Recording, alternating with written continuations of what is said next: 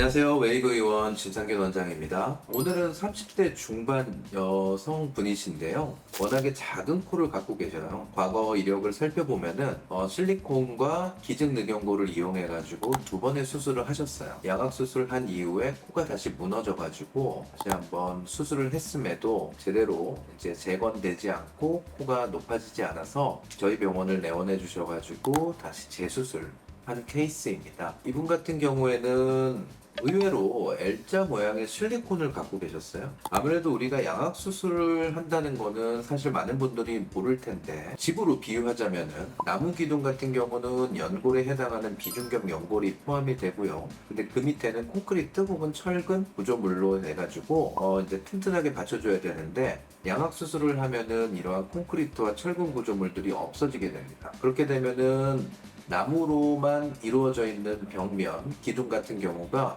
밑바닥이 없어지기 때문에 밑으로 처지거나 혹은 어떤 분들은 공중에 떠 있는 분들이 있어요. 그래서 코끝이 퍼졌어요, 코끝이 낮아졌어요, 코가 굉장히 약해졌어요 라는 공통되는 그런 의견들을 갖고 내원해 주십니다. 따라서 이제 수술을 하기에 있어서 이제 양악 수술을 했다라는 거는 다른 분들보다는 조금 더 내가 높은 코, 오똑한 코를 갖기 위해서는 약점을 갖고 있다라고 생각하시면 됩니다. 따라서 우리는 이 뼈의 구조물을 최대한 찾아서 굉장히 긴 그리고 튼튼한 연골을 사용, 우리가 늑연골이 되겠죠. 기증늑연골도 있고 자가늑연골도 있지만 우리가 항상 강조하는 마지막 수술이 되어야 되기 때문에 가능한 한 자가늑연골을 사용하는 것을 굉장히 권유드립니다.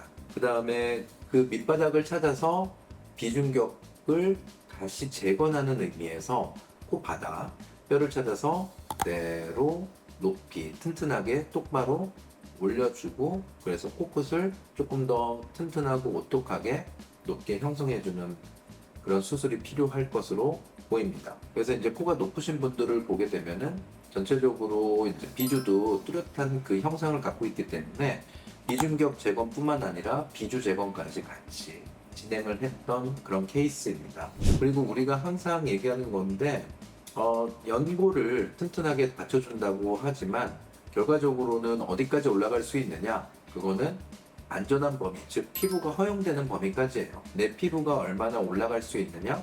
그거를 그 한계를 넘어선다는 거는 비주괴사나 피부에 약간 손상을 줄 수 있는 안 좋은 결과를 나타날 수 있기 때문에 머리에 예상을 하고 결과를 받아들였을 때 성공적인 수술이 될 수 있다는 것을 다시 한번 명심하시기 바랍니다. 아울러서 콧대 같은 경우도 마지막 수술되기 위해서는 실리콘보다는 우리가 늑연골을 이용해서 콧대도 재건을 해줄 수 있게 해야 합니다. 단순히 샌드 플란트만으로 이제 콧대를 올리지는 않습니다. 그 밑바닥에도 우리가 기초 공사를 해가지고 콧대가 낮아지지 않게 이제 하기 때문에, 이분 같은 경우도 수술 이후에 우리 사진을 보게 되면은 코끝이 이전 수술보단 굉장히 많이 올라갔어요.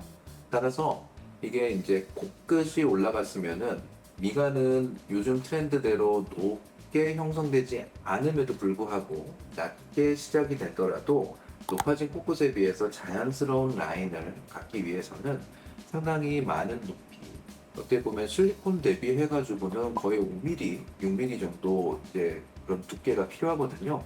이러한 경우는 단순히 샌드 플란트라기보다는 그 밑바닥에는 우리가 자가늑연골로 충분히 기초 공사를 한 다음에 맨 윗부분만 약간 아름답고 자연스럽고 이쁘게 샌드 플란트로 이제 마무리를 해주는 그러한 수술법이 되도록 하겠습니다.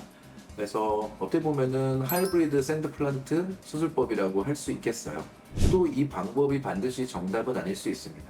그리고 어떤 방법을 쓰느냐, 그거는 경험이 많은 의사들의 판단에 그때그때 따라가지고 우리가 적용을 해야 되는 부분이기 때문에 수술 경험이 많은 의사들한테 수술을 받는 것이 매우 성공 확률을 높이는 좋은 방법이고, 여러분들이 꼭 명심해야 되는 것 중에 하나라고 생각합니다.